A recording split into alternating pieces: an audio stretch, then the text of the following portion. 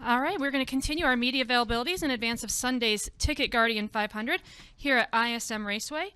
We are joined by Kevin Harvick, driver of the number 4 Jimmy John's Ford. Kevin has won a track record 8 races here at ISM Raceway, leads all drivers in laps led and fastest laps here at Phoenix, and is looking to win 3 in a row here, which has only been accomplished 3 in a row this season, which has been only accomplished 23 times in NASCAR's modern era. Kevin, why don't you just talk about what it's like to come back here to a track where you've had so much success? Nobody wants to talk about that. Let's just go to the first question. They all have the stats. There. Bob Pockris, ESPN. I have one, and then I'll follow up. Do you feel that 7 playoff points penalty for what NASCAR said your team violated? Well, I think no. First off, I think as you look at the penalty in itself, it's very confusing.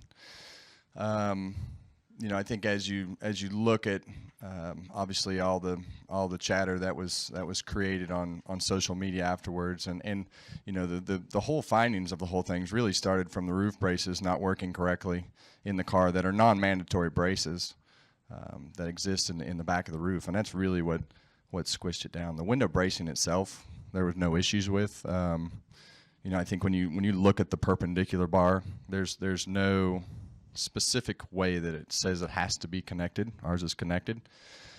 And I think as you look at the bracing itself, there was no issues with that. The roof caved in, pulled the back and top of the window down, and that's really the root of the social media outrage that came after the race. The car passed all the optical scanning station inspections and everything after the race. So the car was built to tolerance, and the scary part for me is the fact that we went far enough to find something on the car at the R&D center, which they could find something wrong with every car if they took it apart for a whole day at the R&D center, and the side skirts material is on us. That rule was put into place February 18th. It should have been aluminum. It was steel. So, I think that's really the kind of the meat of what gave them the ability to actually get the fine to where it was meaningful enough to appease everybody on social media. And when you look at that, instead of explaining it correctly with the roof bracing that failed, and explaining that there was probably 20-some cars in the field that you could call that same penalty on for the bracing and the windshield attachment to look at if you really want to go through pictures. And so that's a slippery slope, and we saw a lot of pictures pop up from previous years and previous events this year, same events this year of window bracing failures, which we didn't have, and windows not attached to the bracing. So it is what it is, and I can tell you how we've dissected it from a team standpoint, and we go from here. So I've seen this, and you look at golf and you look at the fan officiating and the chaos that it caused, and I think you see some of the repercussions of finding a penalty that was big enough to make the car sufficient to have a fine big enough to to appease everybody. So that didn't work in golf, and it won't work here. And I think as you look at it, you have to take it and move on, and you just deal with it and go forward. Did your performance, and would you have won despite those issues? Absolutely, yeah, hands down. I think as you look at Atlanta, the car was there the week before, same team, same window bracing, same roof, same side skirts, same everything, and it was in the R&D center the week before. It's been there 49 times in 3 years. So technicalities. You gotta. If you gotta find a technicality that's that deep, then that's the thing that's frustrating from a team standpoint, and especially the explanation. And when you look at the window bracing and the way that the window's attached to the car, I mean, you could call that penalty on any car in the field at some point. I've had window braces smash in the front of my car, weeks, several times. I mean, we have that happen. They fail all the time in the front. So, if if we want to officiate it with fan pictures, now if you want to officiate it with pictures during the race and call people to pit road and do those types of things from a NASCAR standpoint, I'm fine with that as long as it's consistent. But as you can see from a lot of the pictures that roam around on the internet currently this week, it's not consistent. We'll go to Claire and then Mike. Claire B. Lang, Sirius XM NASCAR Radio. How will this impact you? Do you feel like It just motivates us, I can't wait to win another race and jump up and down in victory lane on the back window of my car. With your car chief being gone, people do know about you that you're a guy who digs in when you feel like you've been wronged or there's something to prove. Well, the officials in the garage do a great job, and it just feels like it's a micromanaged situation, from above what these guys do in the garage, to appease people sitting on social media and trying to officiate in a sporting event, and instead of letting these guys in the garage, do what they do and do a great job with it week in and week out. And that's the frustrating part is when my crew chief left the R&D center, he felt like there were nothing that they found and no issues with the car, and then you see the penalty pop up Wednesday night. Do you feel without the pressure of the fans on social media, you would have been called for this penalty? I don't think so. I don't think so. And like I say, that's a slippery slope because you see the repercussions of all the pictures and things that pop up, from previous races and things, and immediately show, that's not something that has ever been taken before. So, sometimes you feel like you get a bit proven a point, and I don't think that I think that's more the case than anything here. And like I say, I compare it to golf because it just failed miserably when you look at Lexi Thompson and the outrage of the players and the things that happen over the last couple of years, and really the root of the problem is my friends that don't follow racing for the most part are they're very confused on a penalty that comes out on Wednesday. And I think I listened to Sirius XM this week and Darrell Waltrip's explanation of how all this should go is dead on. And that's the part we have to fix. We have a fine. I'm fine with that. I'm going to go race the car. We're going to put the cars together, and we're going to get over it, and we're going to move on. And the cars are going to run great, and we're going to do all the things that we want to do. And as a sport, that's just something that we've all been talking about. And that was definitely something that the optical scanning station was definitely supposed to help alleviate with what we've been told. And when there's things wrong and things fail and things happen, they still have to officiate the sport. But when it comes out on Tuesday, it's to the casual fan, it's very confusing. We'll go to Mike and then to Wolfgang. Mike Embry, USA Today.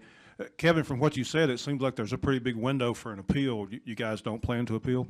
That's just way above my pay grade within the team. So, I try to take in what I can get from the team, with where we stand on how we feel about the penalty, and then we move on. And that's really the reason that I'm here today to just address it all and move forward, and from here on out, the team and NASCAR can handle all that. We'll go to Wolfgang. Yeah, Wolfgang Munze from German Rennsport Press. Yes, sir. You were using quite a few times now the word frustrating and confusing. All your explanations, what you told me concerning the fine, is even more confusing for me. In short term, you don't think that the rule book has to be rewritten in some parts, the NASCAR rule book, to make it more clearer? I'd say if it's going to be officiated properly and correctly in its current state, when you look at all the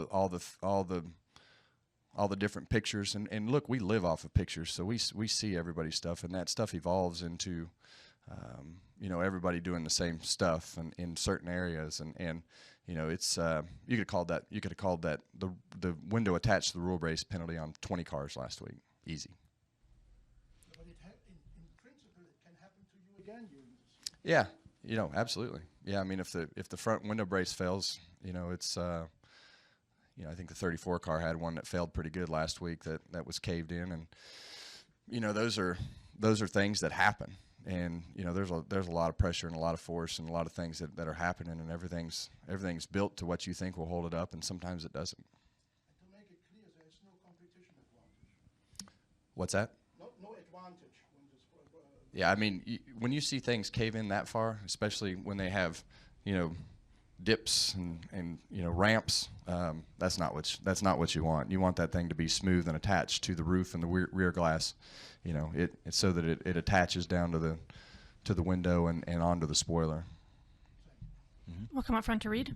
Reed Spencer, NASCAR Racer. Is how do you stop the influence of social media in a case like that? That, like in golf, they just decided to ignore the phone calls. Keep your executives off of it during the race. But I mean, they're still going to take the winning car back to the media, Absolutely. back to the R&D center. Absolutely. And you know, I would, you know, the best thing I've heard this week was Darrell Waltrip's explanation on Sirius XM. I would advise you guys just to go listen to that because it was a great thought and explanation of you know, just his thoughts. Come up front to Chris.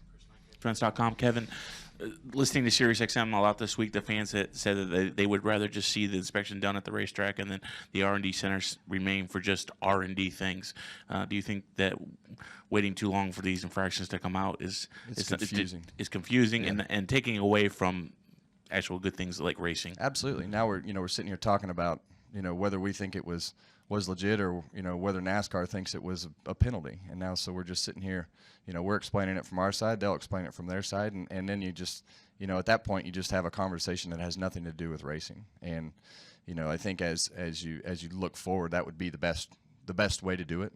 And, you know, I think as competitors, and I know that this conversation has come up several times in the driver council's meetings with the council and NASCAR about trying to figure out a way that we don't have these types of issues going forward, where you have penalties in the middle of the week, and you know, that was definitely one of the scenarios that the optical scanning station was supposed to help. A lot of the fans said the momentum had been lost from Daytona to Atlanta and even going into Vegas. How do we get that momentum back? Yeah, I don't know. You know, I think as you look at you know, everything that's going on, it's a conversation that as a team we don't want to have, and you know, I think as a sport, it's obviously you don't want to be talking about penalties, but we're right back to where we were, but you know, with the LIS machine and all the conversations that we had about that, the conversation that you know had went away is now right back in the play. We have an encumbered win. We're going to wrap up with Lee. That being said, can you talk about the strength of the team going into this weekend and just having the Ford behind you to get used to that, to acclimate it? I mean, for you to be able to come in 2 races into what's probably one of your favorite tracks, I mean, Yeah. it's got to speak volumes for the Ford team right now. Yeah, well, it says a lot about our team, and you know, I think a lot of us didn't really know where we were going to stand as far as performance, and I think as you know, as a whole, Stewart-Haas Racing, we were within a half a lap of winning every race. So, you know, you can't knock anything that we've done, and everybody's done a great job. So we have a lot of momentum, and these things tend to make you closer, stronger, and better. And like I say, on the you know, when you look at a situation like the side skirt, you know, that was definitely on us from a material standpoint, and you know, we go from there and we try to fix those internal things that happen. We can't control the inspection process or what their thoughts and things are on that. But, you know, like I say, the officials have been doing a great job in the garage, and you look at the scans and the way that we've rolled right through and you know, all the things that we've had happen that have gone well. Those are the things that we'll continue to keep doing. It's just it's tough when you feel like that part of the garage from the guys that know about the race cars and in there every day are getting micromanaged by people who don't know much about race cars. Let's see, Nick. He was car chief at the 47. So, you know, we've got a car chief that has done that before. That's the other confusing part about the penalty. If it's such a big deal, why is my crew chief still here? I don't understand. Without your car chief, will you be able to, I mean, is that going to be a real big hit? You have so many guys that do the same thing every week, and Nick's been the car chief, and Nick's actually the guy that sets all the cars up in the shop. So Rodney is a key player in that. But the confusing part about it is, you have this huge penalty, but your crew chief doesn't get suspended. It's just a lot of confusion in my mind. All right, Kevin. Well, thanks for joining us today. Good luck this Thank weekend. you.